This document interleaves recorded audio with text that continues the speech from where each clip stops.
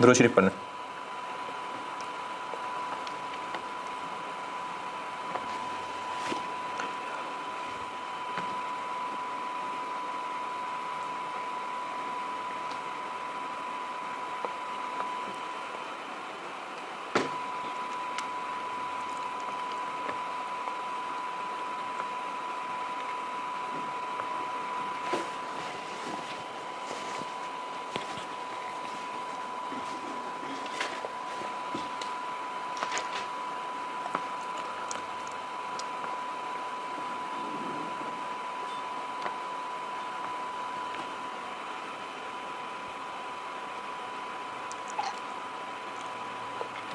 अच्छा, एक होमवर्क दिया था, जो सवाल क्लास में किया था ना, उसका फाइफो कहा था, तो उसकी वैल्यूज बता देता हूँ।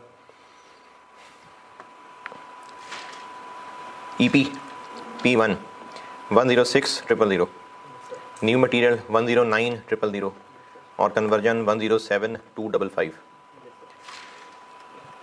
और फाइफो है इसलिए न्यूमरेटर में सिर्फ करंट पीरियड कॉस्ट आएगी, तो पर यूनिट बन जाएगी 19.43 यानी 19.43, 11.01 और 13.05।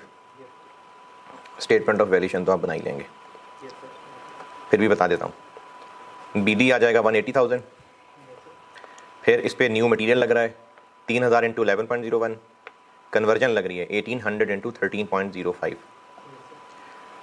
और जो स्टार्टेड एंड कम्प्लीटेड हैं वो 103,600 यूनिट्स हैं। इनको तीनों रेट से मल्टीप्लाई करेंगे तो 4505,564 बन जाएगा। Cost of abnormal loss, new material इसमें नहीं लगा, P1 लगा हुआ इस पर वही 350 इंटू 31.21, और कन्वर्जन नए रेट पे और क्लोजिंग में तीनों ही नए रेट है। अच्छा, ये काम तभी करना है अगर losses before new material addition है, तो ये मैंने उसी के लिए बात लिखाई थी, लॉसेस आफ्टर वाले के लिए बात नहीं है। अच्छा, और क्या पूछा था? और आपने क्या पूछा था? वो इंस्पेक्शन में पूछा था कि इंस्पेक्शन यूनिट्स। हाँ, मैंने लास्ट क्लास में एक बात की थी कि जब इंस्पेक्टेड यूनिट्स निकाल रहे होंगे और न्यू मटेरियल एडिशन जिस स्टेज पे होता है, इंस्पेक्शन स्टेज बराबर हैं, दोनों ही 60% हैं, तो फिर पहले लॉस हो रहा है कि पहले नया मटेरियल आ रहा है? सवाल वाला इंशाल्लाह बताएगा। अगर नहीं बताएगा तो पहले लॉस हो रहा है, उसके बाद ही नया मटेरियल डालना है, अदरवाइज तो दोनों की परसेंटेज से पहचानना है। मैं ये बात कर रहा हूँ अगर दोनों बराबर थे तो। अच्छा, और किसी ने ग्रुप में पूछा था कि ये जो मैंने लॉसेस बिफोर वाले में बताया, इसमें किसी ने पूछा था कि अगर एबनॉर्मल गेन हो तो, अभी तो एबनॉर्मल लॉस डाला था सवाल में, एबनॉर्मल गेन हो तो कुछ नहीं, वैसे ही होगा। मैंने आपको जो फार्मूला बना के दिया है उसमें मैंने ट्रांसफर्ड इन माइनस एक्चुअल लॉस लिखा है, तो चाहे गेन हो चाहे लॉस हो, फार्मूला यही है। तो ये फार्मूला मैंने कंप्रिहेंसिव लिख के दिया हुआ है, गेन हुआ चाहे लॉस हुआ इसी में कवर हो जाएगा। अच्छा जी, बस ये केस 2 डन। और इसी का ना एक और जो एग्ज़ाम में टेस्ट हुआ था वो सवाल होमवर्क है, और उसका सोल्यूशन वो तो कल ही मिलेगा सोल्यूशन। तो वो है ICAP वाला है, लेकिन वो बड़े मुश्किल तरीके से हुआ हुआ है। एंड रिजल्ट तो उसका ठीक ही है, लेकिन मैंने जिस तरीके से सिखाया उससे डिफरेंट तरीके से हुआ हुआ है। एंड आंसर तकरीबन वैसे ही है, लेकिन मुश्किल हो जाएगा। सर वो आप जो इसकी जो है ना ये लिंक है गूगल ड्राइव का, वो आप नीचे साथ लगा दें वीडियो के नीचे। गूगल ड्राइव कौन सी? ये लिंक होगा ना, जो एक PDF का जो लिंक होगा वो आप नीचे कमेंट सेक्शन में आप फ़ोन को ना पेस्ट कर लें। अच्छा, तो वहाँ फ़ोन कॉपी कर लेंगे। कल भी वो ऑडिट के नोट्स थे, वो चैप्टर 7 थे, तो वो जो TA था उसने कमेंट सेक्शन में थे ना, गूगल ड्राइव का लिंक था ना, वो उसने पेस्ट कर दिया, तो वहाँ से बच्चों ने डाउनलोड किया। अच्छा, मैं असल में ना दलाएग आदमी हूँ IT में, मैं या खुद ही जब वो हो जाए, जब वहाँ अपलोड हो जाए, आप खुद ही जाके कमेंट में वो आप लिंक कर देंगे। मैं IT वाले को दे देता फाइल। हाँ, ये साथ में आपको कर देंगे।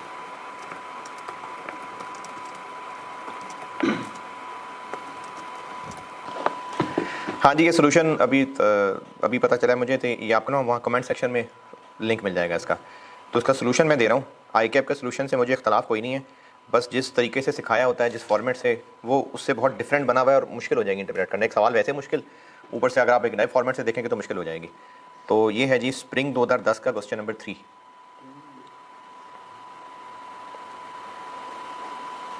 ये जो अभी तक का आखिरी काम किया था ना, ये उस पर बना हुआ सवाल है। Spring 10 question number 3 smart processing limited.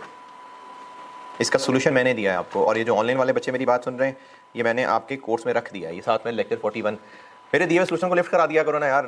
Group में बच्चे सवाल पूछ रहे होते हैं वो आईकेप का सोल्यूशन दिखा के कि सर इसमें ये कैसे हुआ है, बस उनको आईक्यू पे यकीन। वो नहीं यकीन होता तो चलो खैर है, लेकिन जो सोल्यूशन दिया होता है उसको लिफ्ट करा दिया करें।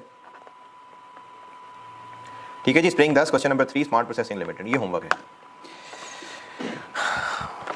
अच्छा, और जो लोग लेक्चर मेरे से पढ़ते हैं उधर गुलबर्ग में सुबह 8:30 बजे, तो वो भी कर ही लेंगे अगर करना चाहेंगे तो। अगर करने वाले होंगे तो आप कर लेंगे होमवर्क, क्योंकि लेक्चर आप तक पहुंचेगा तकरीबन शाम 6 बजे के करीब, तो अगर आप करना चाहेंगे तो कर लेंगे। केस 2 बस ख़त्म। केस 3 ये बगैर सवाल के भी टपा सकता हूँ मैं, लेकिन चलो चला देता हूँ सवाल इसका। केस 3 ये है कि न्यू मटेरियल कॉस्ट इनकर तो हो रही है,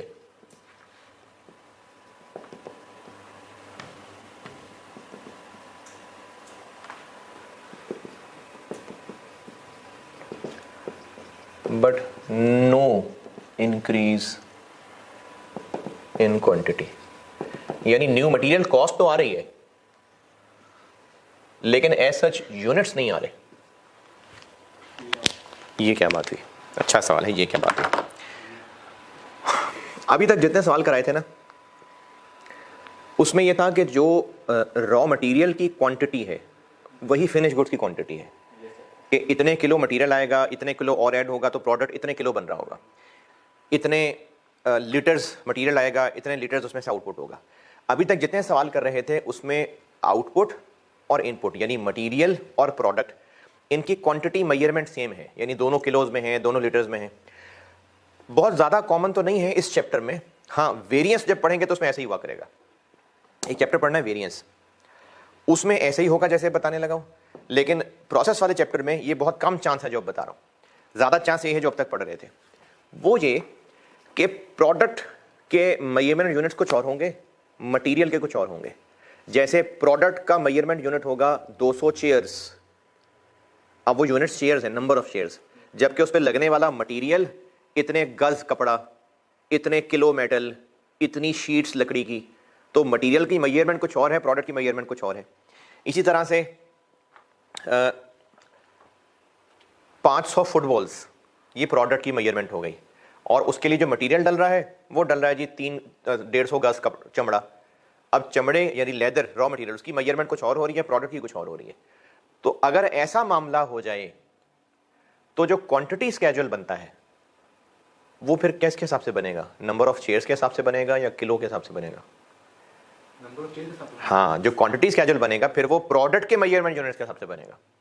यानी वो इस तरह से बनेगा कि इनपुट 100 चेयर्स को बनाने के लिए मटेरियल इन हुआ, तो इनपुट में जो 100 आ रहा होगा वो 100 किलो आ रहा होगा? नहीं, वो 100 चेयर्स, उनमें से 10 चेयर्स का सामान बनते बनते खराब हो गया, बाकी 90 चेयर्स फिर अगले प्रोसेस में गई। तो जो क्वांटिटी चल रही होगी ना, क्वांटिटी स्केड्यूल के अंदर जो यूनिट्स होंगे वो प्रोडक्ट के यूनिट्स होंगे।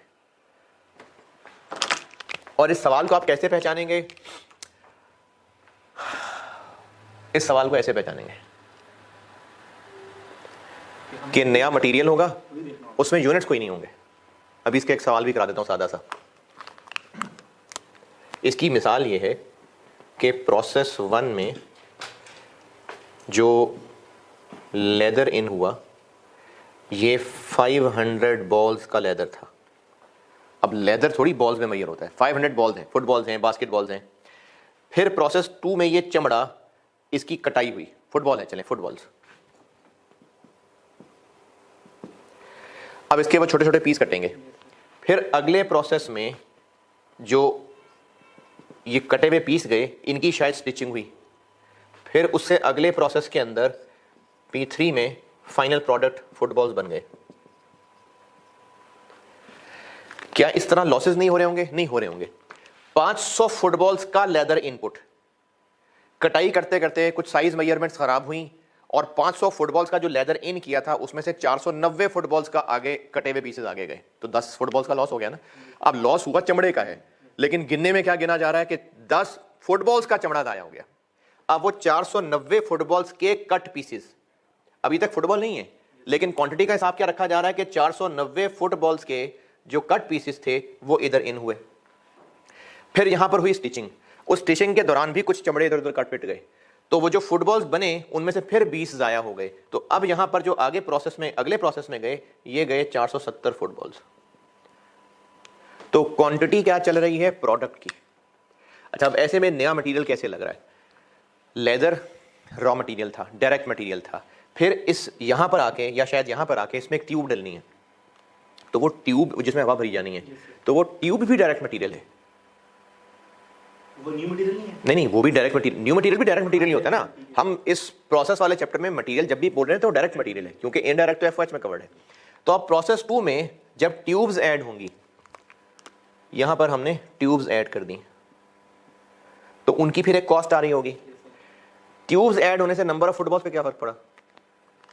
कोई फर्क नहीं पड़ा, क्योंकि 490 फुटबॉल्स का कट हुए हुए पीसेस प्रोसेस 2 में आए थे और इनकी सिलाई होनी थी और उसमें ट्यूब ऐड होनी थी। अब वो जो नई ट्यूब्स ऐड हुई हैं वो कॉस्ट तो इनकर हो रही है और है भी वो मटेरियल कॉस्ट, लेकिन उससे फर्क नहीं पड़ रहा फुटबॉल्स की क्वांटिटी पे। ये वाला केस है जो पढ़ा रहा हूं। केस में एक नई मटेरियल कॉस्ट जरूर आ रही होगी, लेकिन उससे कोई यूनिट्स में इजाफा नहीं हो रहा होगा, क्योंकि यूनिट्स तो वही हैं जो प्रोडक्ट के चलना शुरू हुए थे। इसी तरह से फुटबॉल की मिसाल दी है, मैं चेयर की मिसाल दे देता हूँ। 100 चेयर्स का मेटल इन हुआ, यहां पर उसके कट पीसेस होने थे, अगले प्रोसेस में आके उसकी वेल्डिंग होनी थी और पूरा ढांचा बन जाना था।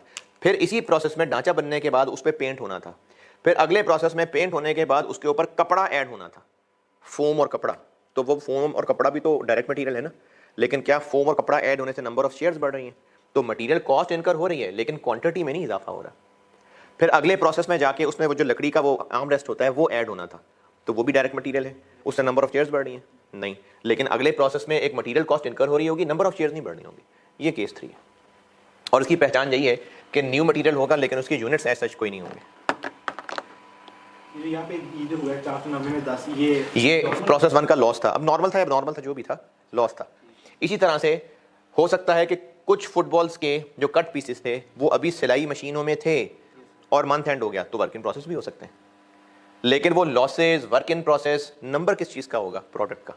कि 5 फुटबॉल वर्क इन प्रोसेस है, 10 फुटबॉल ज़ाया हो गए, 12 फुटबॉल नॉर्मल ज़ाया होने थे, 2 अब नॉर्मल गेन हो गया, तो वो जो क्वांटिटी चल रही होगी वो प्रोडक्ट की चल रही होगी। तो इसलिए इस नए मटेरियल की ऐसा कोई क्वांटिटी नहीं बताई जा रही होगी। अब तीनों केस मिलाता हूँ। केस 1 में मजीद कोई मटेरियल ऐड नहीं हो रहा था, केस 2 में नया मटेरियल ऐड हो रहा था, लेकिन इन दोनों के अंदर मटेरियल प्रोडक्ट की क्वांटिटीज एक ही जैसी थी, kilo kilo, litre litre. Case 3 में नया मटेरियल ऐड हो तो रहा है, लेकिन क्वांटिटेटिव डाटा किसका है? प्रोडक्ट का, और नया मटेरियल ऐड होने से प्रोडक्ट की क्वांटिटी पे नहीं फर्क पड़ रहा। ज्यादा हो गई चीजें, बस रिवीजन करते रहें, बार बार इनको दोहराते रहें, फिर रहेगा काबू में ये चैप्टर।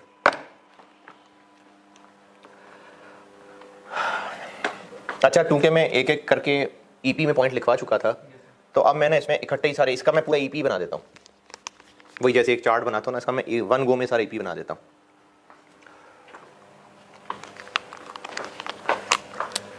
इक्विवेलेंट प्रोडक्शन के बारे में कुछ नसीहतें। वो सिर्फ इसी केस के लिए होगी क्या? हाँ, इसी की, यही केस 3 बता रहा हूँ, केस 3 सॉल्व कर रहा हूँ। अच्छा, अब भी चूंकि मटेरियल डिफरेंट तरह का है, तो पर यूनिट कॉस्ट अलग अलग निकल रही होगी। यानी अब भी हम 3 ईपी के कॉलम बना रहे होंगे, अब भी कॉस्ट पर यूनिट 3 निकल रही होंगी।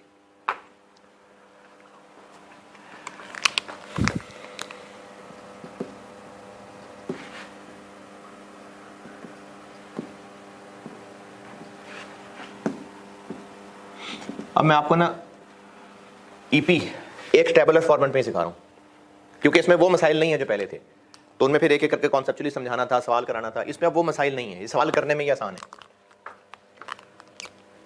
FIFO हुआ तो ओपनिंग वर्क इन प्रोसेस की लाइन होगी और स्टार्टेड एंड कंप्लीटेड की लाइन होगी।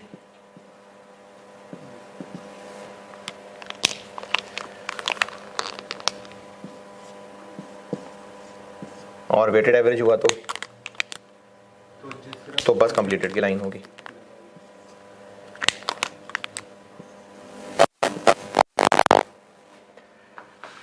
ये तीनों में आया करते हैं और पूरे पूरे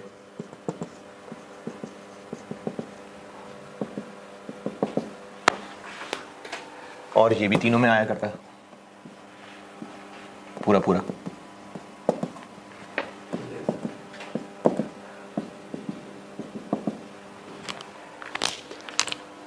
opening work in process P1 column में आता है? नहीं आता, अब भी नहीं आएगा। न्यू मटेरियल में अगर वो बताया हुआ स्टेज ऑफ कंप्लीशन पे डिपेंड करता है। अच्छा, आएगा तो मुकम्मल ही आएगा। और इसमें और इसके लिए क्या लिख लूँ? वही जो पहले लिखा था। क्या लिखा था? State of completion less than के ग्रेटर देन और equal to? Greater than equal to. फिर सोच लें।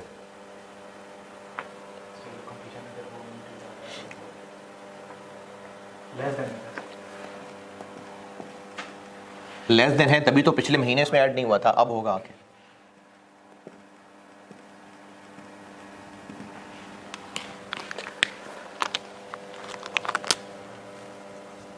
Closing work in process P1 में आएगा ही आएगा।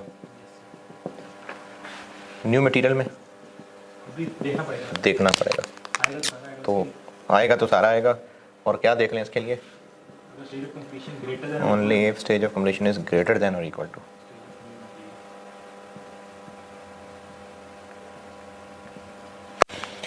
और कन्वर्जन में जैसे पहले आता था अब भी ऐसे ही आएगा। कॉन्सेप्ट वही वाले।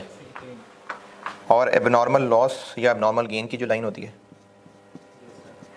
अब उतना मसला नहीं है, क्योंकि वो तो मसला था ना कि जो ज़ाया हो रहा है वो दूध है या मिल्क शेक है। अब तो जो भी ज़ाया हो रहा है वो कुर्सी ज़ाया हो रही है, तो इसलिए अब इतना मसला नहीं है। अब सिंपल सी बात यह है कि P1 कॉस्ट लगी है इस पर, या तो न्यू मटेरियल लगा हुआ है या नहीं लगा हुआ है।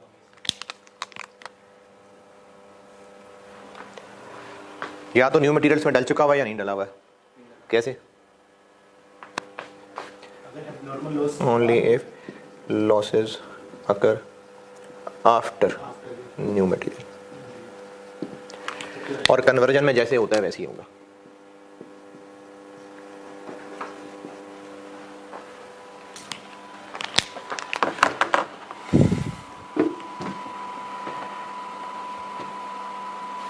ये वाला केस पहले कभी आईकैम में टेस्ट किए? नहीं। लेकिन कर सकते हैं।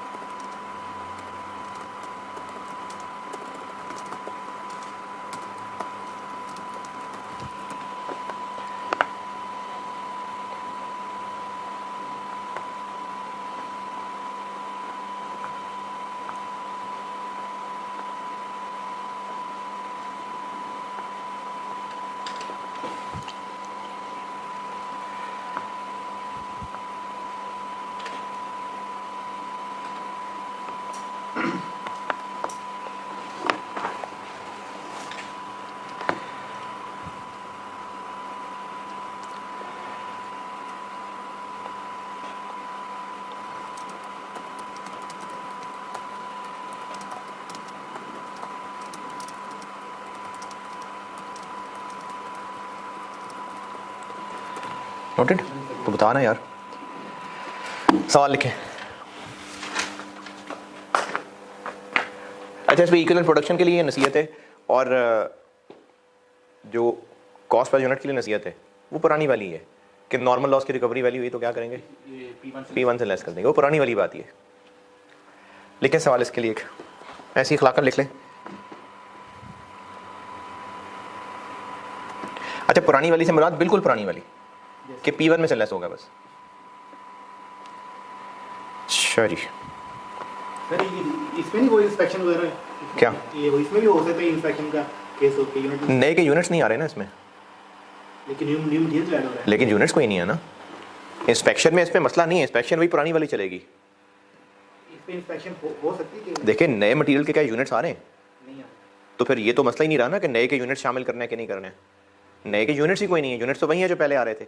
तो जो पहले इंस्पेक्शन का तरीका पड़ा हुआ वही है, या कह लें जैसे केस 1 में कर रहे थे, यस सर। बस इनपुट की जगह ट्रांसफर इनका वर्ड आ गया है। तो बस नए मटेरियल के जब यूनिट्स ही कोई नहीं है तो उसमें फिर ये भी नहीं देखना ना हमने कि नए के यूनिट्स लॉस से पहले हुए हैं या बाद में हुए हैं। जब यूनिट्स ही कोई नहीं है तो इंस्पेक्शन यूनिट तो होती ही यूनिट्स की वर्किंग है, यस सर। तो इसलिए एक्सपेक्टेड यूनिट्स जैसे शुरू में पढ़े थे वही तरीका है। इसीलिए ना मैं चाह रहा हूँ कि एक गुजर जाए हाथ से, तो फिर मैं इसलिए सवाल लिखवा रहा हूँ उसका, वरना टेस्ट वेस्ट नहीं हुआ, मैं इसका सवाल लिखवा रहा हूँ। पहली से जुमला तो आता ही है, following information related to process 2 for the month of May. Opening working process 3000 units, 3000 units, bracket में लिखिए 45% कंप्लीट।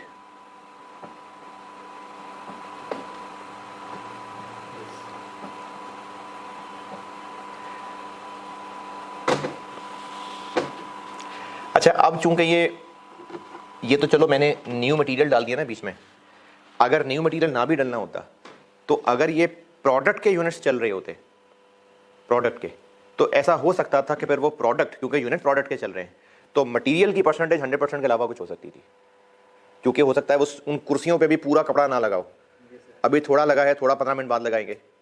उस प्रोसेस में कपड़ा लगना था, लेकिन पहले फोम लगना था, फिर थोड़ी देर बाद उसी के ऊपर कपड़ा चढ़ना था। तो अभी वर्क इन प्रोसेस में सिर्फ फोम लगा हुआ है, तो उस पर मजीद मटेरियल लगना बाकी था ना, तो उस पर मटेरियल की परसेंटेज वर्क इन प्रोसेस में 100 से कम हो सकती है। लेकिन वो फिर प्रोसेस 2 में होगी ना। हाँ, प्रोसेस 2 में फिर वो बताएगा कि जैसे मैंने शुरू में एक दफ़ा ना सवाल कराया था, इन प्रोसेस में मटेरियल की परसेंटेज 100 से कम थी, तो ये उसी सूरत में ही हो सकता है जहाँ पर क्वांटिटी प्रोडक्ट की चल रही है। इसीलिए मैंने उस सवाल में डायरेक्ट मटेरियल के साथ यूनिट्स नहीं लिखाए थे, अलहदा से इनपुट बताया था। तो ऐसा हो सकता है कि material percentage work in process में 100 से कम हो, ये तभी होगा जब क्वांटिटी प्रोडक्ट की चल रही होती है। तो अच्छा, और उस सूरत में स्टेज ऑफ इंस्पेक्शन, या हाँ वो जो स्टेज ऑफ इंस्पेक्शन लेते थे, या हाँ स्टेज ऑफ इंस्पेक्शन, तो वो किससे कंपेयर करनी है? स्टेज ऑफ कंप्लीशन किसकी? कन्वर्जन के एतबार से कि मटेरियल के एतबार से? कन्वर्जन के एतबार से, क्योंकि कन्वर्जन के एतबार से बताई थी बात, ये वो पूरे टाइम ड्यूरेशन को रिफ्लेक्ट कर रही होती है। तो इसलिए इंस्पेक्शन स्टेज का मुकाबला कन्वर्जन के साथ ही करना है। क्या लिखा? ओपनिंग वर्किंग प्रोसेस यूनिट्स लिख लिए, इनकी कॉस्ट लिखें। P1 कॉस्ट 60,000, 60,000 रुपये।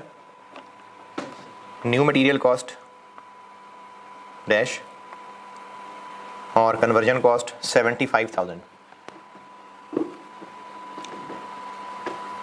चलें, ओपनिंग वर्किंग प्रोसेस का पूरा हो गया डाटा। अब करंट मंथ डाटा लिखें। Cost of units transferred in, cost of units transferred इन, ये है जी 240,000, 2,40,000 रुपये, और ब्रैकेट में यूनिट्स लिखिए 20,000, 20,000। न्यू मटेरियल कॉस्ट 1,40,000 रुपये, 140,000, 140,000, और इसके आगे यूनिट्स कुछ नहीं है क्योंकि नए मटेरियल के कोई क्वांटिटी नहीं आ रही साथ। कन्वर्जन 260,000, 2,60,000, ये हो गए खर्चे। New material is added, new material is added when process is 60% complete, 60% closing work in process, closing work in process 2400 units, 2400 units, 50% complete, 50% complete. अच्छा, वो होमवर्क ऑनलाइन वालों को चूँकि आवाज़ नहीं आ रही होती तो मैंने होमवर्क दिया था क्वेश्चन नंबर 3 स्प्रिंग 10, और इसका अपना ज़ाती अपना सोल्यूशन भी दिया है, आपके कोर्स में रखा हुआ है लेक्चर 41 के नाम से। कहाँ तक लिखा? Closing working process closing work in process है 2400 यूनिट्स और ये 50% कंप्लीट है। और इंस्पेक्शन स्टेज 70% है, 70%। और नॉर्मल लॉस है 5%। अच्छा, नॉर्मल लॉस 5% खामोशी है तो 5% ऑफ इनपुट है। ये जो इंस्पेक्शन स्टेज है ना, इसका इस्तेमाल ही तब है अगर लॉस परसेंटेज ऑफ इनपुट है। अगर मैं सारी इंस्पेक्शन स्टेज ऐसे ही बताता और कहता लॉस 5% ऑफ आउटपुट है तो फिर कुछ नहीं करना इंस्पेक्टेड यूनिट्स का। अगर normal loss percentage of output दी होती तो बस फिर वो आउटपुट की परसेंटेज होती, फिर इनपुट का कोई काम नहीं था बीच में, फिर हमें इंस्पेक्टेड यूनिट्स भी ना निकालने पड़ते। हाँ, मतलब 5% ऑफ इनपुट है ना, तो इनपुट इंस्पेक्शन स्टेज है तो फिर वो अंडरस्टूड है कि इंस्पेक्टेड यूनिट्स है। और scrap value of defective units, scrap value of defective units 8 रुपये, ₹8 पर यूनिट। और एक्चुअल लॉस है 800 यूनिट्स, 800 यूनिट्स। और FIFO भी बहुत है वैसे है, FIFO मेथड है और स्टेटमेंट ऑफ इवैल्यूएशन रिक्वायर्ड है। चलिए मैं ही कर देता हूँ क्योंकि आपको कह भी दिया आपने कौन सा कर लेना है, सामने तो बैठे नहीं हुए आप तो इसलिए मैं ही कर देता हूँ। Quantity schedule. अच्छा, ये भी किसी ग्रुप में ना बच्चे ने पूछा था या पता नहीं अलग से मैसेज में किया था, क्वांटिटी स्केड्यूल बनाया करें आप। वो तो बिल्कुल मैं स्टेप बाय स्टेप पहुंचा रहा था तो तब शुरू में क्वांटिटी स्केड्यूल नहीं बनवाया था, अदरवाइज आप बनाएं। Opening work in process 3000, transfer in 20000, new material नहीं है, उसके यूनिट्स नहीं है। Closing work in process 2400। Inspection stage क्या है? 70%। तो ओपनिंग वाले इंस्पेक्ट अब हुए हैं आके, क्योंकि पिछले महीने ये 45% तक पहुंचे थे, अब हुए हैं। और क्लोजिंग अभी तक नहीं हुए हैं, तो इसलिए ओपनिंग ऐड होंगे और क्लोजिंग लेस होंगे। क्लोजिंग नहीं हुए इंस्पेक्ट तो लेस होंगे ना, नहीं हुए इसीलिए लेस हो जाएंगे। तो कॉन्सेप्ट भी याद रखें लेकिन फार्मूला भी याद रखें। ओपनिंग ऐड होने हैं अगर उनकी स्टेज ऑफ कंप्लीशन इंस्पेक्शन से कम है तो, और क्लोजिंग लेस होने हैं अगर उनकी स्टेज ऑफ कंप्लीशन इंस्पेक्शन से कम है तो चूंकि वो यही शक्ल बनी नजर आ रही है तो यहीं पे कर लेते हैं। वरना मैंने कहा था जिन बच्चों को कंफ्यूजन है वो इंस्पेक्टेड यूनिट्स अलग से निकाल लिया करें। इस पे लगा लेते हैं नॉर्मल लॉस 5%, 1030। और एक्चुअल लॉस कितना कहा है मैंने? 800। तो इसका मतलब फिर गेन हो गया कितना? 230 का गेन हो गया, क्योंकि लॉस असल में कम हुआ है। तो यहाँ से निकल आएगा आउटपुट 19800। ये हो गया क्वांटिटी स्केड्यूल।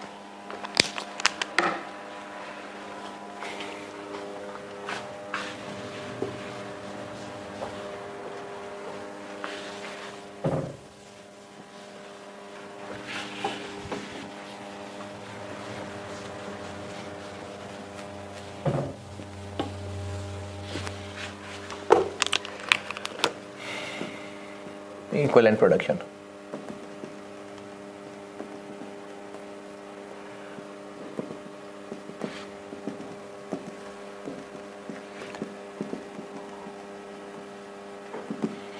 अच्छा, यहाँ पर एक एतराज़ हो सकता है स्टूडेंट्स को कि जब नया मटेरियल यूनिट्स ही नहीं आ रहे तो फिर उसका कॉलम क्यों बन रहे हैं? तो हम यूनिट्स इनपुट्स के नहीं लिख रहे। ये उस दिन भी जब परसों मैंने किसी बच्चे को समझाया था, हम यहाँ पर यूनिट्स लिख रहे हैं आउटपुट्स के। तो आउटपुट पे तो नया मटेरियल लगा है ना, और उस पर नया मटेरियल भी लगा है, P1 भी लगा है। तो इसलिए चूंकि ये दो अलग अलग तरह की कॉस्ट्स हैं तो इसलिए इनकी ईपी के यूनिट्स आने हैं। और अगर आपको अभी शक पड़ा तो फिर आपको ये भी शक पड़ना चाहिए था कि कन्वर्जन के तो कोई यूनिट्स ही नहीं होते। तो फिर कन्वर्जन कॉलम क्यों बनता है? तो इसलिए बनता है क्योंकि हम इन कॉस्ट्स का पर यूनिट निकालना चाह रहे होते हैं। तो इन कॉस्ट्स के न्यूमरेटर के लिए इनका अपना अपना डिनोमिनेटर होना चाहिए। तो ये मैं जो कॉस्ट होनी है ये 3, इनके डिनोमिनेटर में क्या आना है ये उसके लिए वर्किंग हो रही होती है। तो इसकी भी पर यूनिट कॉस्ट निकलनी है, इसकी भी पर यूनिट कॉस्ट निकलनी है और इसकी भी पर यूनिट कॉस्ट निकलनी है। चूंकि FIFO मेथड है तो ओपनिंग की लाइन आएगी, कितने यूनिट्स हैं? 3000, और इन पे 45% काम हो चुका था तो बाकी 55 और होगा। कितना? 1650। और लाइन बेशक मैंने मिस कर दी। नया मटेरियल इन पे पिछले महीने लग चुका था या अब लगेगा? अब लगेगा क्योंकि नया मटेरियल 60 पे लगता है आके, तो ये बिल्कुल शामिल होंगे। नहीं होंगे ना सर? होंगे ना, अब लगेगा ना आके। लेकिन न्यू मटेरियल की तो कुछ है ही नहीं वो। तो कन्वर्जन के कितने यूनिट्स हैं? हमने कहा था सर इस जो केस 3 में जो न्यू मटेरियल के तो कोई यूनिट्स है नहीं। तो कन्वर्जन के कौन से यूनिट्स हैं? इस केस में आपने कहा था कि अच्छा कन्वर्जन के यूनिट्स हैं, तो फिर कन्वर्जन में क्यों लिखे? अभी यही तो बता रहा था कि इसमें ये कन्फ्यूजन होगी स्टूडेंट्स को। अभी चंद लम्हे पहले बताया था कि ये कन्फ्यूजन होगी कि जब नए मटेरियल के यूनिट्स ही नहीं आ रहे तो नए मटेरियल के कॉलम में यूनिट्स कितने क्यों हैं? तो हमने यहाँ पर वो यूनिट्स नहीं लिखने होते जो इन हुए हैं, हम यहाँ पर यूनिट्स लिखते हैं जिन पे कॉस्ट लगी है। तो वो आउटपुट है जिन पे कॉस्ट लगी है, वर्क इन प्रोसेस है जिन पे कॉस्ट लगी है, नॉर्मल लॉस है जिन पे कॉस्ट लगी है। तो जो मुकम्मल होकर आउट हुए हैं क्या उन पे न्यू मटेरियल कॉस्ट नहीं आई भी? तो उनके डिनोमिनेटर में कंप्लीटेड यूनिट्स नहीं आएंगे? आएंगे। तो ये 3000 जो चेयर है, हाँ ये 3000 चेयर्स हैं जो अब पिछले महीने इस महीने ओपनिंग थी, अब वो मुकम्मल होकर बाहर निकली हैं। तो कपड़ा फॉर्म लग के ही बाहर निकली है ना, और इस महीने में इन पे कपड़ा फॉर्म लगा है, पिछले महीने नहीं लग सका था। तो इसलिए कपड़े फॉर्म की कॉस्ट के डिनोमिनेटर में ये 3000 चेयर्स आएंगी। ठीक है। और स्टार्टेड एंड कंप्लीटेड 20 आउटपुट में से 19800 माइनस 3000 16800, और ये तीनों में ही आएंगे। देखिए हमने ना यहाँ पर जो यूनिट्स लिखने हैं वो इनपुट वाले यूनिट्स नहीं लिखने हैं कि इतने यूनिट्स आए थे। हम बात कर रहे हैं कि इससे आउट क्या हुआ, इसका आउटकम क्या है, इतने यूनिट्स बन गए, इतने अभी बन रहे हैं और इतने ज़ाया हुए हैं, उन पे जो जो कॉस्ट लगी हुई है। तो ये जो मैं डिनोमिनेटर में यूनिट्स लिख रहा हूँ ये ईपी डिनोमिनेटर है, ये उन्हीं 3 के ही यूनिट्स लिख रहा हूँ, output, closing work in process और एब्नॉर्मल लॉस। तो इन पे ये कॉस्ट लगी हुई है ना, तो उनके डिनोमिनेटर में फिर इनके यूनिट्स आने चाहिए। तो ये वो डिनोमिनेटर में उनके यूनिट्स आ रहे हैं। न्यू मटेरियल के कॉलम में यहां पर यूनिट्स लिखे होने का मतलब ये नहीं है कि न्यू मटेरियल यूनिट्स लेके आया था अपने साथ। न्यू मटेरियल की कॉस्ट इनकर हुई है तो चेयर्स बनी है ना, तो चेयर्स आनी चाहिए ना उसके डिनोमिनेटर में, ये वो चेयर्स हैं। Closing work in process 2400, P1 इन पे पूरा लग चुका है, नया मटेरियल इन पे अभी नहीं लगा क्योंकि उसने 60 पे लगना था आके। मुकम्मल और कन्वर्जन कितनी है? 50, तो 2400 और 1200। क्या कैमरा यही है? ठीक है।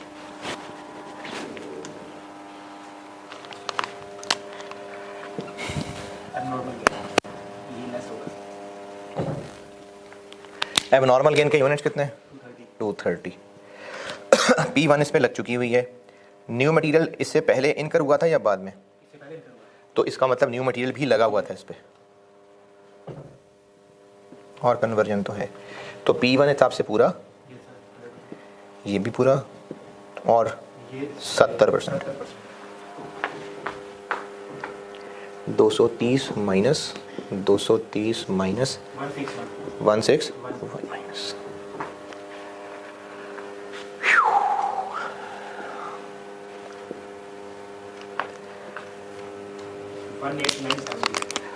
18970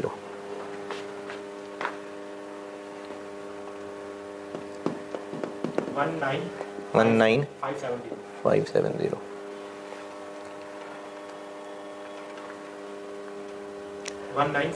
19489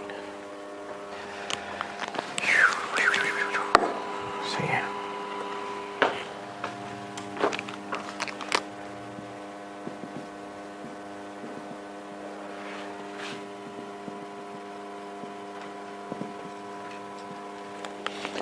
इधर हो गया पूरा। मूव किया करें तो बहुत, मेरे साथ मूव ना किया करें, पहले वहाँ रुका करें कि पॉज कर सके बच्चा। फाइफो है इसलिए सिर्फ करंट पीरियड कॉस्ट आएगी 240, 140,000, 260,000। नॉर्मल लॉस की रिकवरी 1030 इंटू 8,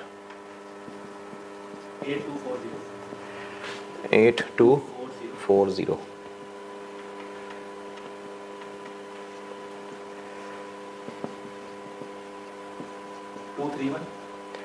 231 760। डिनोमिनेटर है इसका 18970, 19570 और 19489। तो कॉस्ट पर यूनिट बन जाएगी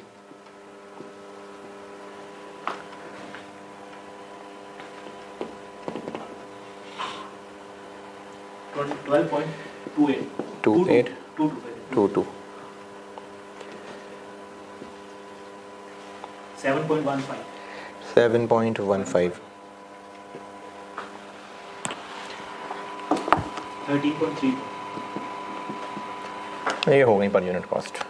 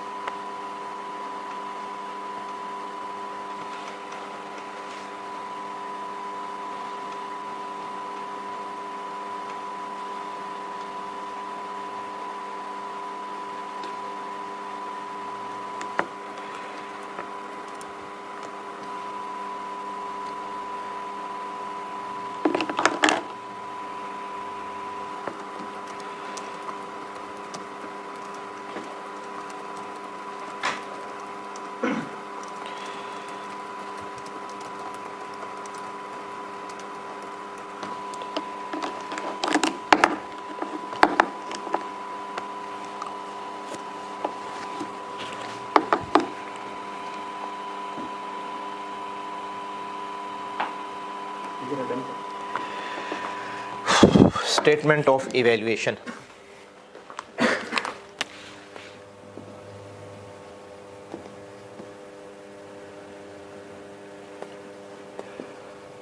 Cost of completed units.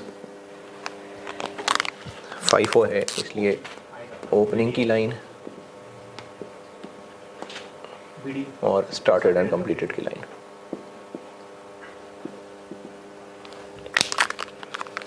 BD कितना 60 और 75 135। फिर इसके अलावा इस पे कन्वर्जन भी लगी है और न्यू मटेरियल भी लगा है। न्यू मटेरियल में आएगा 3000 इंटू 7.15। कन्वर्जन में आएगा 1650 इंटू 13.34। स्टार्टर कंप्लीटेड में आएगा 16800 इंटू वो तीनों 12.22 प्लस 7.15 प्लस 13.34। कैलकुलेट तो कर ही लेंगे। और इसी तरह से cost of closing work in process, इसमें भी तीनों नहीं, इसमें दो आएंगे। एक इसमें P1 लगा हुआ है 2400 इंटू 12.22 और एक इसमें कन्वर्जन लगी हुई है 1200 into 13.34। Cost of abnormal gain, इसमें तीनों आएंगे, ये तीनों यूनिट्स इनटू वो तीनों रेट्स। ये हो गया जी प्रोसेस 2।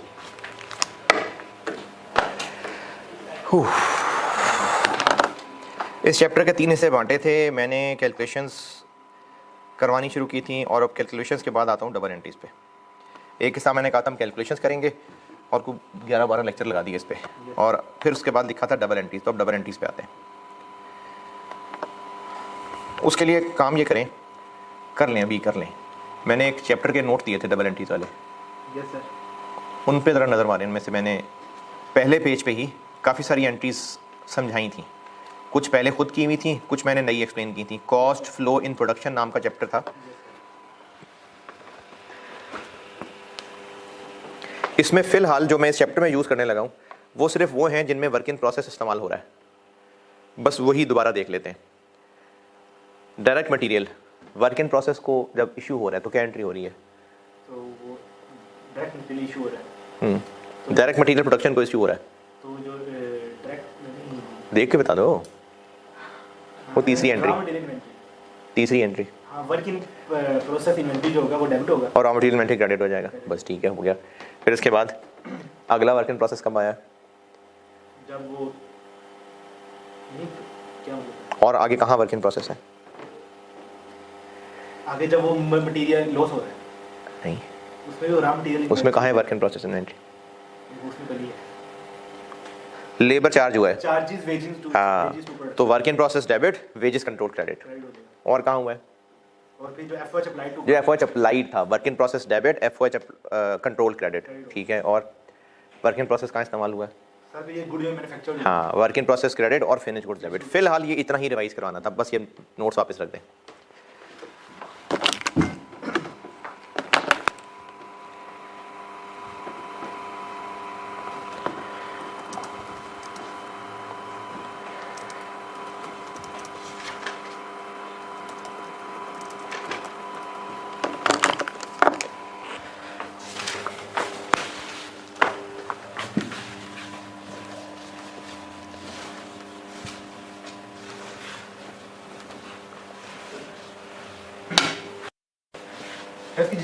जितनी भी थी कैलकुलेशन सारी होगी।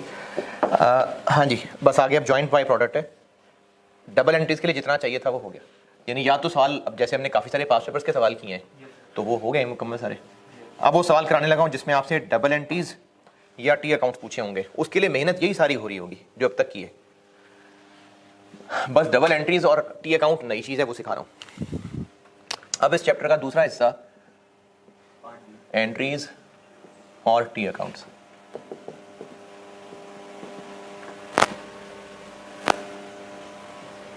कैलकुलेशंस जो की थी ना, वही सारी मेहनत यहां काम आनी है।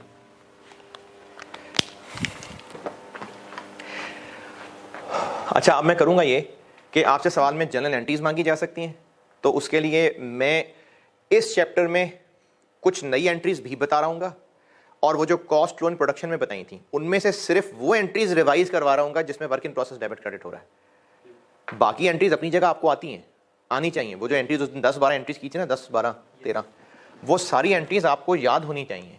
अगर सवाल टेस्ट होगा प्रोसेस के ऊपर और जनरल एंट्रीज का सवाल होगा तो वो उनमें से भी कुछ एंट्रीज हो सकती हैं जो मैं अब रिवाइज नहीं करवा रहा, वो तब बता दी थी।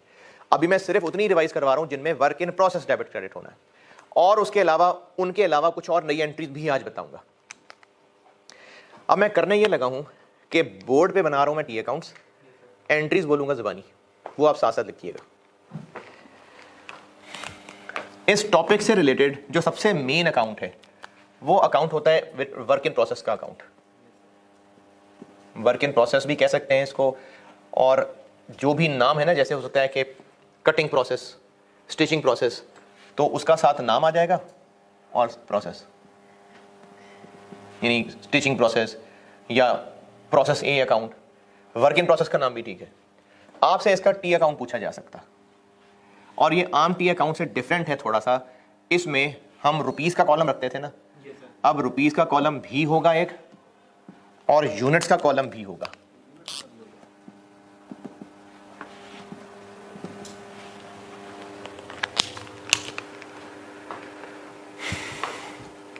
कितना बड़ा टी करना है? मेरे ख्याल में 8-10 लाइनें तो चाहिए इसके लिए, ज़्यादा ही रख लीजिएगा, क्योंकि मैं यहाँ पर लिखी हुई चीज़ों की ना फिर कुछ लेबलिंग करूँगा। मैं तो यहाँ दायरा लगा के यहाँ ले आऊँगा, तो आप तो फिर नीचे ही लिखेंगे, तो इसके लिए आप पूरा पेज ही लगा लें। एक अकाउंट ये बनता है, और एग्जामिनेशन पॉइंट ऑफ व्यू से यही सबसे ज़्यादा इंपॉर्टेंट अकाउंट है। इसके साथ कुछ और अकाउंट्स भी बनते हैं, जिनमें से एक अकाउंट है स्क्रैप इन्वेंट्री का। क्या लगता है नाम से? जो मतलब कि जो खराब हो गई, हाँ, जो डिफेक्टिव यूनिट्स हैं वो भी तो हमने स्टोर में ला के रखने हैं और उनको फिर आगे बेच देना है कबाड़ियों को। और इसमें भी ऐसे ही है, रुपीस भी हैं और यूनिट्स भी हैं।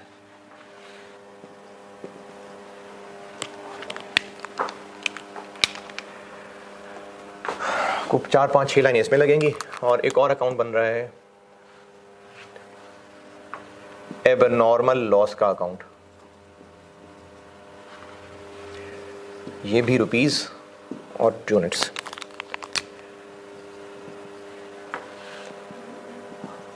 और एक अकाउंट और बनाऊंगा, लेकिन अभी उससे कंफ्यूजन ना हो जाए, तो पहले मैं एबनॉर्मल लॉस पूरा कर दूंगा, उसके बाद वो एबनॉर्मल गेन का अकाउंट बनाना है मैंने, लेकिन अभी नहीं, वो चौथा अकाउंट वो बनाऊंगा। बस ये 4 अकाउंट बना रहा हूँ। इसके लिए तकरीबन पूरा पेज रख लें, बाकियों के लिए 5 लाइनें और एक और अकाउंट एबनॉर्मल गेन, 5 लाइनें उसके लिए बननी है। टी अकाउंट सामने बोर्ड पे बन रहे हैं और मैं टी अकाउंट में फिगर्स लिखता जाऊंगा, फिगर्स नहीं मतलब आइटम्स, और साथ साथ उनकी एंट्रीज भी बोलता जाऊंगा, वो फिर आप अपने पास अगले पेज पे नोट करते जाएंगे। अब ये 4 अकाउंट की जगह होगी ना, चौथा अकाउंट भी बनेगा ना, एक एबनॉर्मल गेन का बनेगा, जो मैं अभी बोर्ड पे नहीं बना रहा क्योंकि अभी मुझे इसकी फौरन जरूरत नहीं है उसकी। बस यही 4 अकाउंट। हाँ, इनमें से वो ज़्यादातर तो प्रोसेस अकाउंट ही पूछता है, लेकिन कंप्लीटनेस के लिए मैं आपको सारी बता रहा हूँ और आपको आसानी हो इसलिए मैं यहाँ जो जो लाइनें लिखूंगा ना उनकी फिर नंबरिंग कर दूंगा और उन नंबरिंग से एंट्रीज बता दूंगा।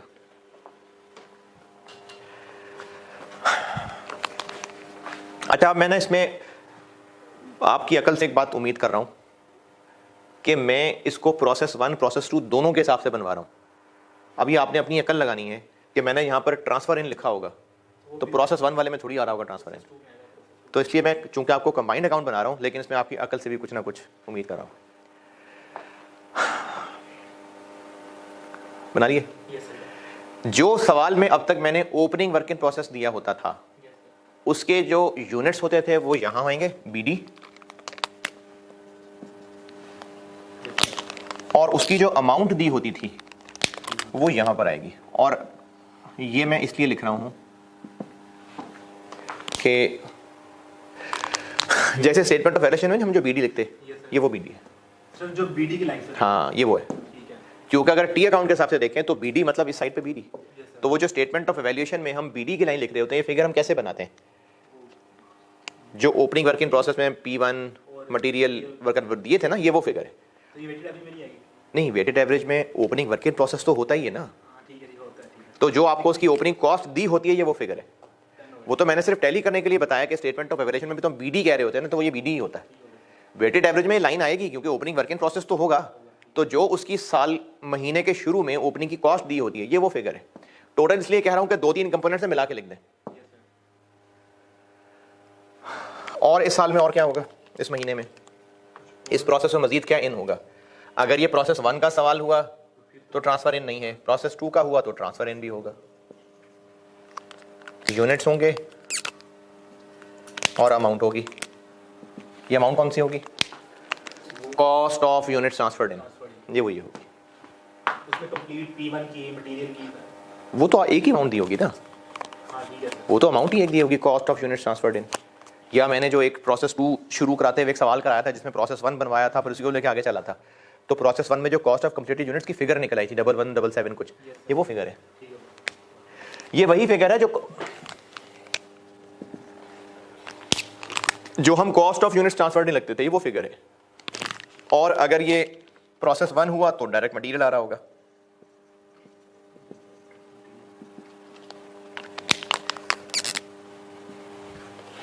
अच्छा, और आपकी अकल पे जो चीजें छोड़ रहा हूं, अगर ये वो केस 3 वाला हुआ जो अभी किया है तो इसके सामने यूनिट्स आ रहे होंगे, इसके सामने यूनिट्स नहीं आ रहे होंगे। तो इतनी चीजें मैं आपकी अकल से उम्मीद कर रहा हूं, क्योंकि ये जब मैं यहां पर करने लगा हूं ना, ये है सब वही जो अभी तक 10-12 दिन से करते आ रहे थे, सिर्फ उसको टी अकाउंट की शक्ल में लिखा है। अमाउंट वही जो हमने पीछे जी जी बिल्कुल, ये सब वही अमाउंट्स हैं। और लेबर,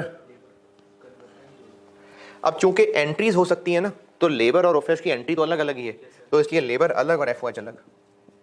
और एफओएच कौन सा वाला है? ये अप्लाइड वाला। और ये सिर्फ फिगर्स ही होंगी, यस सर। यूनिट्स नहीं इनके होते सामने।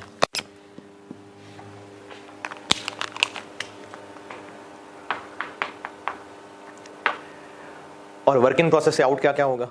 प्रोसेस से आउट क्या, प्रोसेस का आउटकम क्या क्या होगा? फिजिकली सोचें, जो बन के आगे जा ले, ट्रांसफर आउट।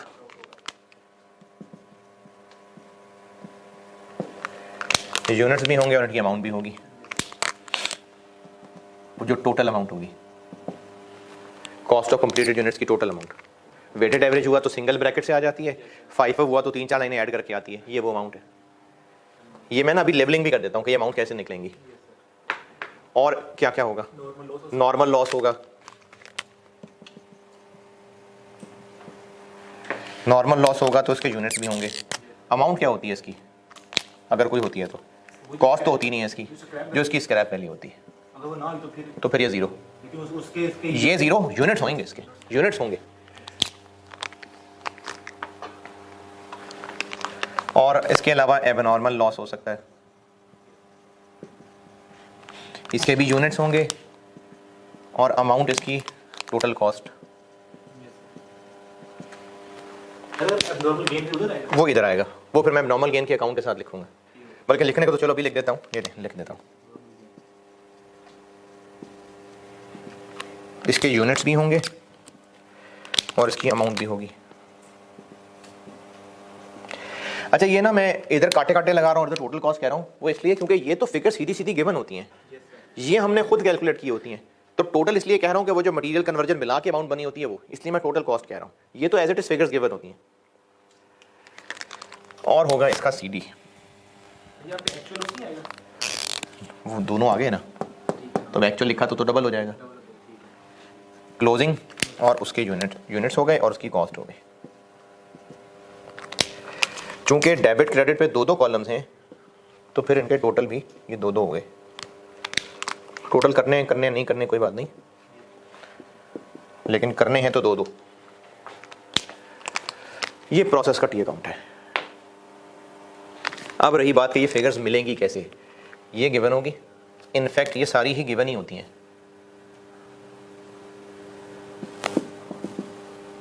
ये तो सवाल में गिवन होती हैं। Cost of units transferred in, material cost, conversion cost, ये तो गिवन होती है। ये भी गिवन होगी।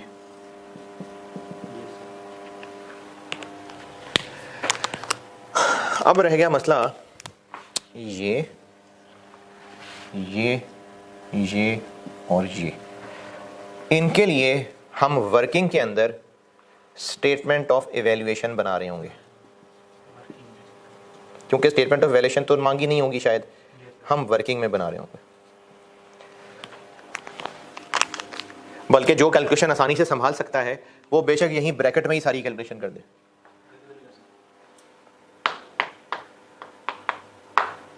ये प्रोसेस अकाउंट है, इसको नोट कर लें, फिर मैं डबल एंट्रीज बताता हूं।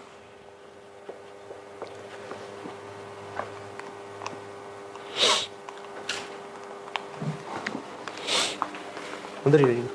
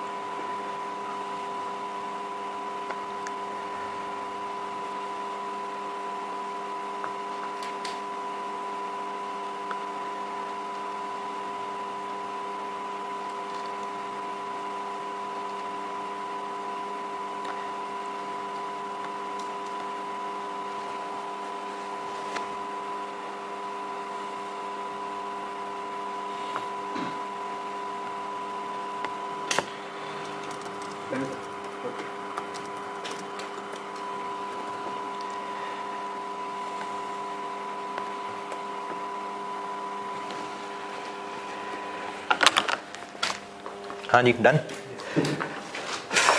चलें अब मैं आपको डबल एंट्रीज बताता हूँ और इन सब की बताता हूँ तो नंबरिंग करता जाता हूँ। नंबर 1, अच्छा इस एंट्री में भी मैं आपसे अकल की उम्मीद कर रहा हूँ। नंबर 1 ये क्या है ना ये तो वो जो P1 ये क्या है जी, ट्रांसफर एम फ्रॉम P1। अच्छा अब इसमें आपसे अकल की उम्मीद ये कर रहा हूँ कि आप P1 P2 की बजाय उन प्रोसेस के नाम यूज़ करेंगे जो सवाल में वाकई हैं। तो नंबर 1 की नरेशन हो गई, यानी आपके लिए अंग्रेजी कि किस चीज़ की एंट्री है, तो ये एंट्री है transfer in from previous department, ये अंग्रेजी हो गई। आपने एंट्रीज याद रखनी है तो अंग्रेजी भी तो याद रखनी है ना, किस बात की एंट्री है। तो नंबर 1 क्या है, transfer in from previous process. अब एंट्री क्या करें, ये वाला प्रोसेस डेबिट और वो वाला प्रोसेस क्रेडिट। अब ये वाला वो वाला को वर्क इन प्रोसेस 2 और वर्क इन प्रोसेस 1 कह देते हैं।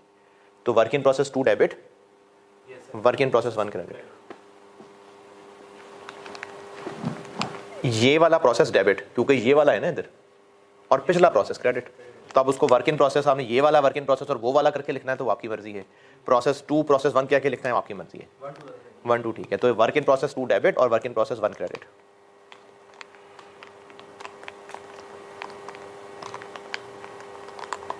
अच्छा, अब बाकी एंट्रीज में ना मैं बार बार वर्क इन प्रोसेस 2 या वर्क इन प्रोसेस 1 नहीं कह रहा हूँ। इस टी अकाउंट की एंट्रीज लिख रहे हैं तो मैं अगर आपको work in process debit credit कराऊंगा तो वो कौन सा वर्क इन प्रोसेस होगा, ये वाला जिसका बना रहे हैं, जो भी सवाल में है जिसको हम बना रहे हैं। तो वो बार बार वर्क इन प्रोसेस का मैं नाम रिपीट नहीं कर रहा हूँ, बस वर्क इन प्रोसेस बोलूंगा। नंबर 2, इसकी अंग्रेजी क्या लिखें, ये क्या है, direct material issued to process, direct material issued to process. क्या एंट्री हो गई, work in process debit, raw material inventory credit. Work in process debit, work in process कर लें, वर्क इन प्रोसेस इन्वेंट्री कर लें, वर्क इन प्रोसेस भी काफ़ी है।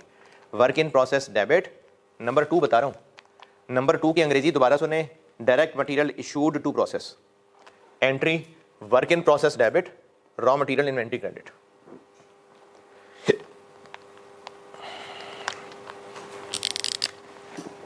ये क्या है जी, direct labour charged to process, direct labour charged to process.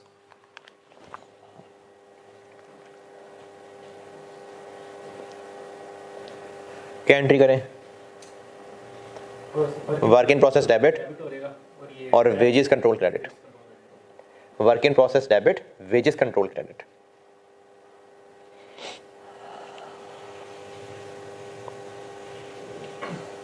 तो वेजेस कंट्रोल के लिए कौन बन रहे हो, वेजेस कंट्रोल वगैरह वर्किंग। इस चैप्टर में मेनली आपसे ये अकाउंट पूछा जा रहा होगा, यानी प्रोसेस कॉस्टिंग का सवाल है तो मेनली ये अकाउंट होता है। वो 7 वाले भी चूंकि नए हैं ना इसलिए मैंने बनाए हैं। नंबर 4, अच्छा जब उस चैप्टर पे मैं ऑफिशियली जाऊंगा ना, अभी तो मैंने सिर्फ उसकी कुछ एंट्रीज बताई थी, जब उस पर ऑफिशियली जाएंगे तो फिर हो सकता है उसमें टी अकाउंट्स भी टेस्ट हो, तो फिर बाकी टी अकाउंट भी वहाँ पर प्रैक्टिस देखेंगे। नंबर 4 अंग्रेजी क्या बनी, एफओएच अप्लाइड टू प्रोसेस, और एंट्री क्या बन गई, work in process debit, FOH control credit.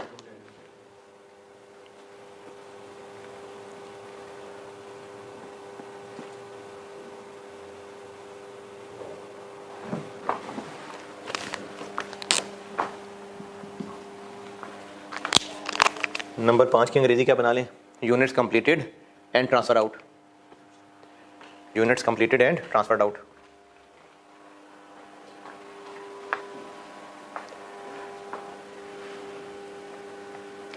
Entry क्या बनेगी, ये वाला प्रोसेस क्रेडिट, और अगर ये आखिरी था तो फिनिश गुड्स डेबिट, और अगर ये आखिरी नहीं है तो अगला प्रोसेस डेबिट। ये वाला वर्क इन प्रोसेस क्रेडिट और फिनिश गुड्स इन्वेंट्री डेबिट अगर ये आखिरी था तो, और अगर ये आखिरी नहीं था तो अगला वाला वर्क इन प्रोसेस डेबिट। अब आप इसको अगले वाले वर्क इन प्रोसेस और पिछले वाला वर्क इन प्रोसेस की बजाय आप इसको ऐसे कहना चाहे कि work in process 3 debit, work in process 2 credit, या जैसे आपको आसानी हो। जिस प्रोसेस अकाउंट का सवाल है ना वो वाला अकाउंट क्रेडिट और अगला वर्क इन प्रोसेस डेबिट, और अगर ये आखिरी था तो फिनिश गुड्स इन्वेंट्री डेबिट।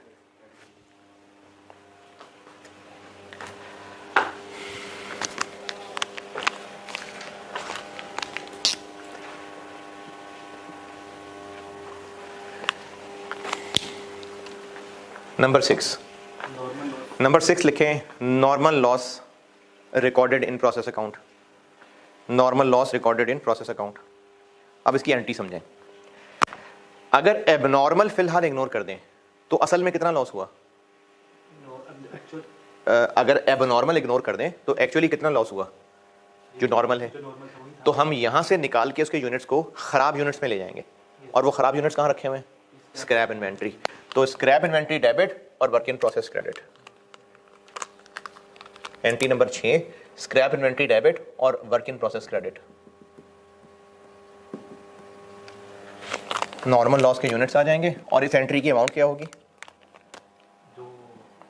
जो स्क्रैप वैल्यू है, इसकी स्क्रैप वैल्यू नॉर्मल लॉस की, मतलब जो अमाउंट टोटल है। एंट्री नंबर 6 दोबारा सुने, स्क्रैप इन्वेंट्री डेबिट, क्योंकि अब यूनिट्स यहां से निकाल के वहां लेके जा रहे हैं, तो स्क्रैप इन्वेंट्री डेबिट और वर्क इन प्रोसेस क्रेडिट। लेकिन नहीं, और ज्यादा जाया हो गए, फिर उनको भी यहां से निकालना है एबनॉर्मल, तो इनको भी निकाल देते हैं। Number 7 abnormal loss recorded in process account. Abnormal loss recorded in process account, लेकिन ये किस अमाउंट पे रिकॉर्ड हो रहे? Total cost. तो फिर इसको अभी वहां नहीं लेके जाना, इसको यहां लेके आएंगे।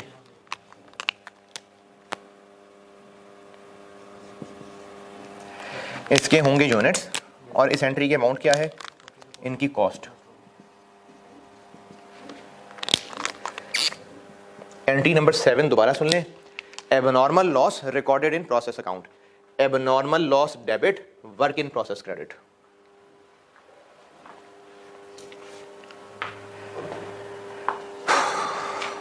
Abnormal loss debit, work in process credit.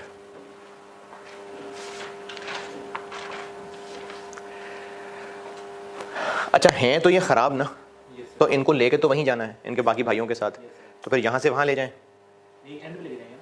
अब एंड आ गया है, यानी ये क्रेडिट और वो डेबिट, लेकिन इन भाइयों के साथ किस अमाउंट पे ले जाना है? हाँ, लेकिन खराब के इनके साथ किस वैल्यू पे ले जाना है, क्योंकि आगे कबाड़ियों को बेचना है, स्क्रैप वैल्यू पे। तो अब जो अगली एंट्री होगी, नंबर 8 लिखें, number 8 transfer of abnormal loss to scrap inventory.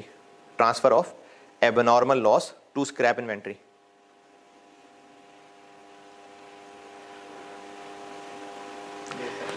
Abnormal loss से वहां लेके जाना है, तो स्क्रैप इन्वेंट्री डेबिट और abnormal loss credit.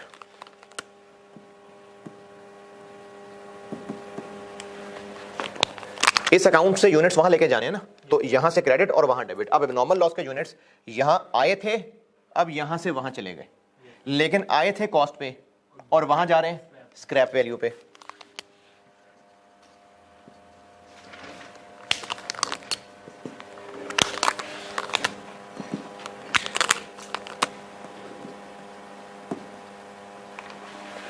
Entry number 8 दोबारा सुने, transfer of abnormal loss to scrap inventory. Scrap inventory debit, abnormal loss credit. Abnormal loss के टी अकाउंट में अभी इस वक्त क्या, एक डेबिट आ गया, क्रेडिट आ गया, दोनों अमाउंट्स बराबर हैं? नहीं, फर्क है। मोस्ट प्रोबेबली, बल्कि यकीनन ज्यादा कौन सी है? कॉस्ट ज्यादा है। तो इस टी अकाउंट को अगर बैलेंस करें तो बैलेंसिंग फिगर किस साइड पे आएगी? क्रेडिट साइड पे। जो इस एंट्री की, जो इस अकाउंट की बैलेंसिंग फिगर होगी वो P&L में जाएगी।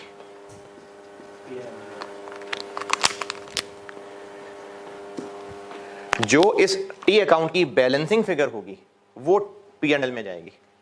और ये बैलेंसिंग फिगर अगर न्यूमेरिकली कैलकुलेट करें तो कैसे बन रही होगी? एबनॉर्मल लॉस की कॉस्ट माइनस उसकी, तो ये अब वो वैरायटी नंबर 2 जब मैंने आपको बताया था कि एबनॉर्मल लॉस P&L में कितना जाता है? कॉस्ट माइनस स्क्रैप वैल्यू, तो वो ये वजह थी। अब इस टी अकाउंट की बैलेंसिंग फिगर ये P&L में जाएगी। तो एंट्री नंबर 9 लिखें, charging abnormal loss to P&L। Charging abnormal loss to P&L, और एंट्री क्या बन गई? P&L डेबिट और एबनॉर्मल लॉस क्रेडिट।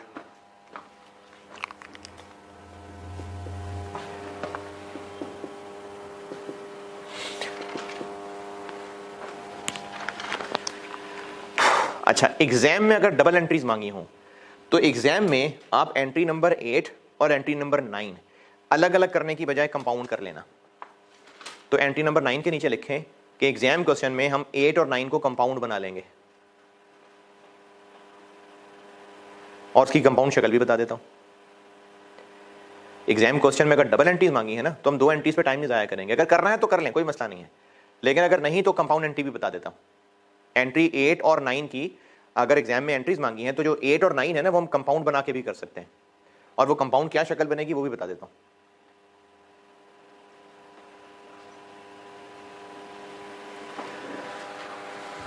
हाँ जी बताएं क्या शक्ल बनेगी।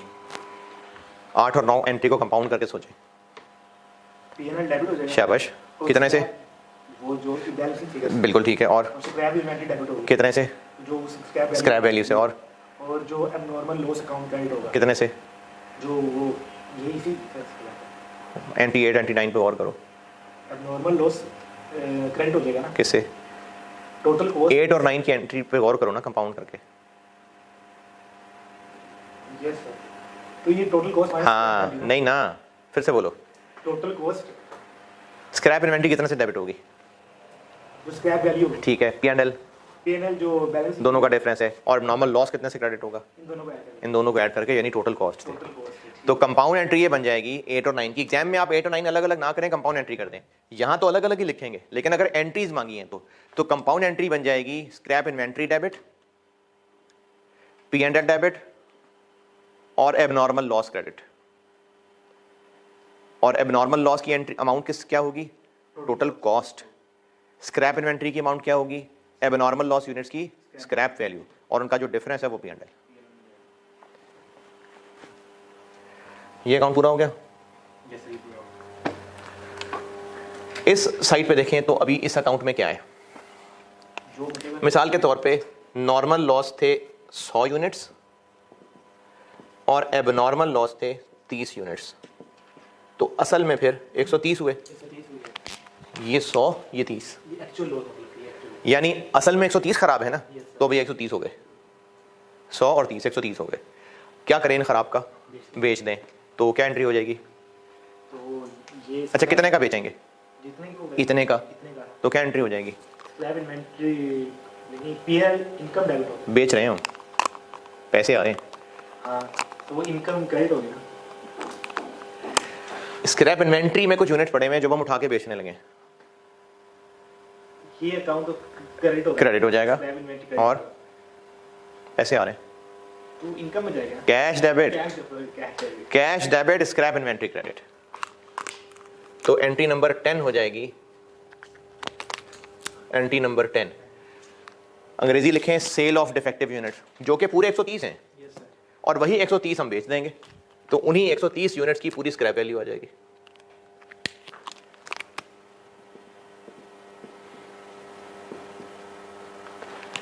Entry number 10 cash debit scrap inventory credit.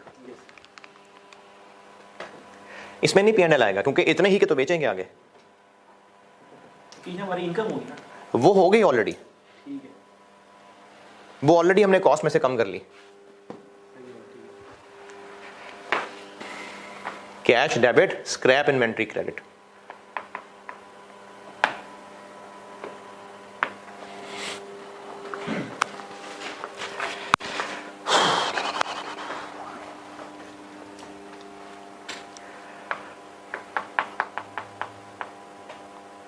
सारा नोटेड।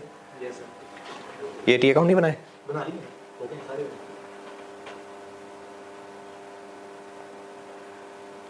हो गया पूरा बोर्ड। ठीक है।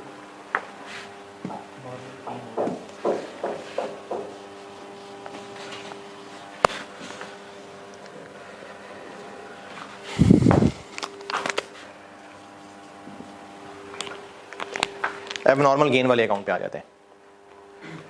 कितनी हो गई? 10, ये 11।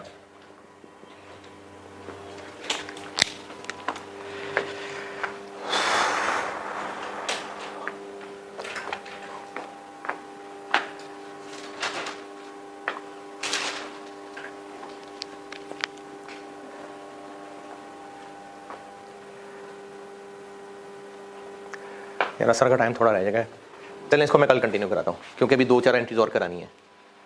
ठीक है, यहाँ से इंशाल्लाह कल करते हैं कंटिन्यू। अच्छा।